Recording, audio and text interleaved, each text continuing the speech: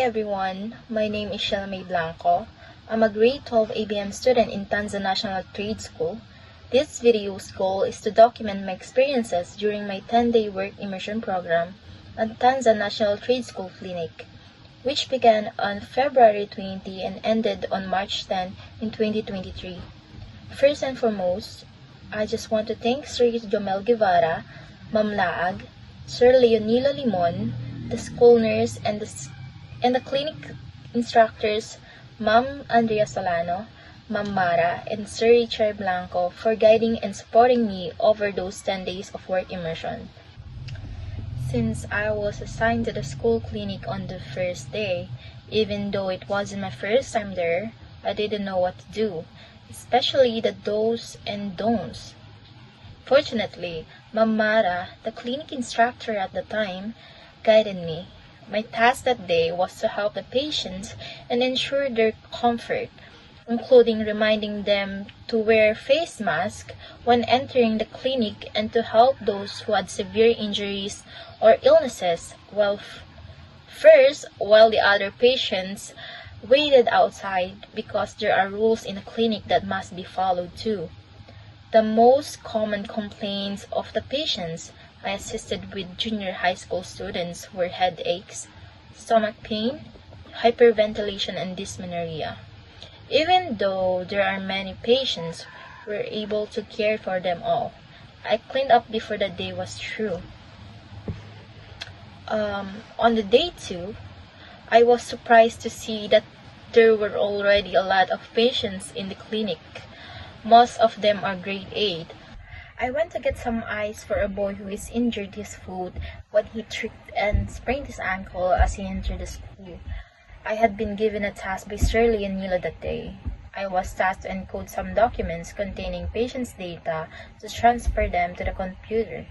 Although it was a tough day for me, I'm proud of myself that I managed to take care of all of it. Day 3 was difficult since we had our first patient, a grade 7 youngster, who had a ring on his finger that was too small for him. I helped Ma'am Mara remove the ring. After more than 20 minutes, we took it off, and the boy started sobbing in relief. There is another patient who passed out due to the heat. We managed to take care of her. Some patients were picked up by their parents or guardians, while the others are told to return to their class since they are already well. Before the day ends, we clean up again. Day 4. There is another student who is taking his work immersion in the clinic, but he has been absent for the past few days. His name is Lucci. He is kind and fun to be with. We became friends that day. We work alternately. Sometimes I am the one who is encoding and he was assisting some patients. He is so good at speaking English. Day 5 to day 7, we assist some patients, we clean, and we do that again and again. Day 8, Lucci was absent that day, so I did every task all by myself. And there was a serious case within the clinic, involving a junior high school student who dislocated his arm after tripping while playing basketball in their MAPE class. The student was already in shock, so we had to remain calm to keep him from panicking too much.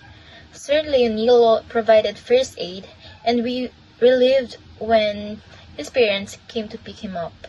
I assisted some patients that day, and I have been friends with them, and it went well. Day 9. Lucci is already present, but it's his last day of work immersion. Unfortunately, another patient dislocated his arm again, and we had to provide first aid to him.